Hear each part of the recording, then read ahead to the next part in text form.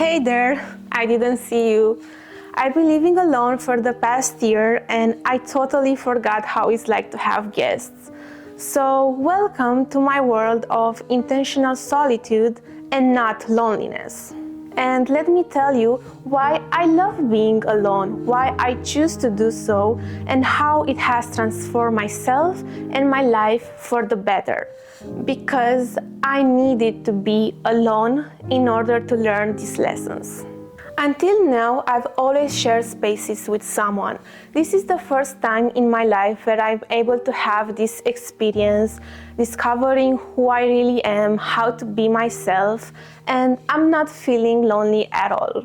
I don't know if there is something wrong with me, but I just don't feel the need to have someone close in my life, and it's actually very quiet and peaceful. The only time when I am feeling lonely is when I go out in public and I see other groups of people having fun, and then I realize that I am alone. But that is just because of the comparison effect. But in rest, when I am by myself, I am totally in my own world. As context, after my breakup with my ex-partner, I realized that I'm kinda alone. And then I realized that I need to create new relationships in my life, and I've not been very proactive with this one. At the beginning, I was trying to fill up this space, but after a few months, I started to love myself more, and this need decreased more and more. And that is because I needed this time for myself and my spiritual journey, and indeed, I've seen a lot of personal growth during this time. Like, don't get me wrong, I'm not gonna do this forever. I still want people in my life, but I needed this time in order to heal myself and become whole for the new people that will enter my life. And I guess just learn how to become a responsible adult. And I have to mention also this system in which we are living, that it's quite limited in personal time. With a full-time job, a house to clean, cooking, and other responsibilities, you get only 2 days per week in which you can do something for yourself and live your life, and there is always some sort of negotiation involved. You always need to sacrifice something for another. And if you are a creative person like me, then you know that in order to survive, you need to have your own projects, which take time, and sometimes you need to do them alone. And as an ambitious person, I want to do and achieve a lot of things. At the moment, I am here on YouTube and I started making content on topics that I love talking about. And yeah, this takes me a lot of time. Like, honestly, it is a priority for me to get into a balanced system in which I can create content consistently, take care of my responsibilities, and also allow time for people in my life. But it is really difficult. And I know I also have to think long term, because how I know myself, I will always have a project to work on. Whenever I get to share bits about my life with other acquaintances, then I realize that all I'm sharing is just alone activities.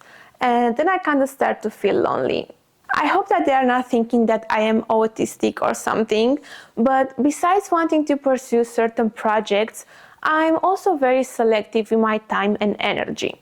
Maybe I also have some avoidance tendencies, but instead of spending time with people that I don't resonate with and feel more lonely, then I prefer to just be alone and create more space for the right people to enter into my life. In the past, I was always going out with many acquaintances just because it was cool, or sometimes I was really curious to get to know them, but deep down I knew that they were not the right people for me long term. And I know that these people at some point they will find me and will come into my life. I've also scripted all their qualities, so I know that my manifestation will come true. No, I'm not joking. But at the same time, I also know that I kind of have to make some space for them to come in. So yeah, I'm really working on this at the moment. But in the meantime, still being alone, let me tell you what I've been learning through this whole journey and also why I'm feeling a completely new person compared to who I was a year ago. One big thing that I've noticed is the amount of responsibility that I need to carry for myself and my own life. And I'm not talking about just paying bills, but like any decision that you have to do, it's all on your own accountability. It can be quite overwhelming sometimes because there are so many things that you need to take into account and long term, but at the same time it's also very freeing and it gives you power. And you realize that everything is on you, and indeed you are the creator of your own reality. There is no one else to influence you, and you can do anything that you want. You don't need to take into account someone else's needs or feelings. All you gotta do is just take care of yourself. It seems easier because you don't have to take responsibility for someone else or take care of them, but at the same time there is also no one else to help you. We as people were not made to live so independently, but with nowadays system it is quite possible and it is not that scary. I think that in order to be able to take into account someone else and their needs, you need to go through this process of being on your own first. And I know that not everyone can do this. Like, I know that I am very blessed to be able to afford this. But if at the moment you are being alone, just be grateful for it. Plus, it will not be for long anyways. For me, it definitely enhanced my critical thinking, decision-making abilities, and most importantly, the trust in myself and in my own intuition, because most of the time there is no one else to listen to. And because there is extremely quiet, I got to hear my inner voice a lot more.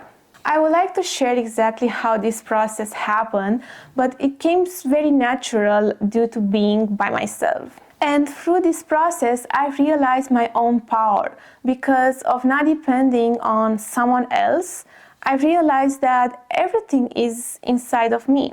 And I am able to trust my decisions now, also after overthinking all the possible scenarios. And I've noticed that after following them and everything went well, it's actually not that bad. And it kind of forces you to apply your own ideas and advice. And because in the end everything will go well, you realize that you can trust this inner voice. And if some things go wrong, then you'll be able to truly understand what you did wrong, because there is no one else to blame but self. So then you know exactly what you did and how to do better next time. And by having this self-trust and thought process, when going further into the next relationships, it will be much easier to create healthier ones. Because you will know what you did wrong and you will not blame the other person, compared to having a dependency mindset. And regarding this inner voice, sometimes it exposes all these hidden fears and anxieties that you didn't even know you had. At least for me it did. And because of not having someone to depend on, I realized that I need to take more care of myself and my own health. Like, some things were very survival based, life or death situations. For example, not taking my supplement pills because I forgot if I took them, and in order to not take double, I just prefer to skip that day. Or every time before I leave the house, I make sure that all the power extension cords are turned off, lights switched off, the water is not running. I know, I'm really becoming an adult. Or other time I cooked some pastas and I put them directly into a glass bowl and it instantly broke in half. Luckily there were no big glass shards, but I still thought that maybe there are some micro shards where it broke and that could have bound to my pasta, and if I would have eaten them, then I don't even want to imagine what would have happened. So what I did instead, I just threw them away and I ate something else that I found in the fridge. Yeah, these are the kind of things that happen when you are alone. For me, it definitely triggered my health anxiety. So instead I took more care of myself and to not get sick. But I guess it's not that bad.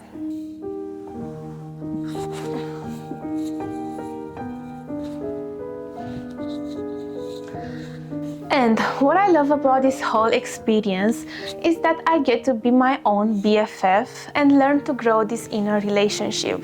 Because I'm being so much in my own energy, I get to feel myself and listen to my own thoughts all day long. And I'm having these inner conversations with myself and debates on all the possible things. And yeah, I get to feel myself just like another person would experience me. Like, the quiet that I am experiencing is not really quiet. I am listening to my own thoughts all day and laughing at my own jokes. And not to make it more schizo than it really is, but I think it is quite healthy to talk with ourselves. I mean, we do it anyway. Like, I don't think there is someone that doesn't talk with themselves. Like, when I do it, it's like I'm being two people in one. Me and my BFF self. Oh my God, I'm being alone too much. But the whole idea is that when you are by yourself, you realize that you cannot talk bad with yourself anymore. Because you hear all the words back at you, and it just doesn't make sense to shame you, criticize you, be angry at yourself, because you are a team. Through this, I've learned how to validate myself and be my own cheerleader. As when you are with someone else, you are always reflected back through them. You always analyze yourself through their eyes and their own perspective. But when there is no one else to reflect that back at you, you realize that you kind of have to do it yourself. You have to remind yourself all the time all the great things about you, praise all your accomplishments, tell yourself how beautiful you are. Also point out the things that you're not doing and should be doing, just like another person would do it if they were next to you. You don't have anyone else to compare yourself with but you. So in this way, I became even more self-aware and starting to love myself even more. We will always have this relationship with ourselves, and I think that the fastest way in order to strengthen it is to just be in solitude. And once you do this, besides self-confidence and self-love that you gain, the best part is that you get to see and learn who you really are. And so many people nowadays, and especially with social media addiction, they just don't know who they are anymore. There are so many ideas, concepts, and shared experiences, and even in the self-help community, that you don't even know what to believe anymore. You listen today to something, then to something else next week, and you kind of get to believe what you really like, but do you know what belief comes from you and not from someone else? And in this period, I've been doing also social media detox. You can listen more to my experience of 3 years of no social media in this video, after this one. And because of being alone and in my own thoughts, I got to peel off many beliefs that I acquired through my social media use, people that have been in my life, and even from books. And I got to assess, okay, who do I identify myself with? What do I really believe? Who am I really? What do I like? What I don't like? What are my standards? What are my boundaries? What do I really want out of this life? Who do I want to become? All of these questions popped up in my mind, and let me tell you that it was not fun to realize that I had so much shit that I had to delete from my subconscious and my mind. And I still have a lot of self-limiting beliefs to detox, also part of my inspiration for this YouTube channel. This is the part that I love the most about being alone, because I get to learn who I am, define myself, and also just love being in my own thoughts. And even though I spend so much time with myself, it's like it's never enough. It's like I've been missing myself my whole life. And yeah, now I just get to heal myself and discover and define myself. Yeah, and I just love being in my own energy. It's quite nice. This video is clearly not an advice to break up with your partner and go on your own solitude journey. No, but if you are already in this situation, just embrace it to the fullest, because it will not last forever. So better to make the best of it now, and when you will be with someone else, you will truly be yourself and as a whole person. And if you're about to go on this journey, don't be afraid, because you will see quite fast that you'll be able to learn how to do everything by yourself and learn how to trust yourself, and you will see that things are quite safe. Trust me. Other fun thing that you get to experience is that you can arrange your apartment however you want. Like for me, every corner has its own defined system and purpose. Another fun thing about this experience is that you get to organize your home however you want to. Like for me, every corner of my apartment has its own defined system and purpose. I like that there is no one else to bother, and I'm also not bothering anyone else, even if I left the dishes in the sink.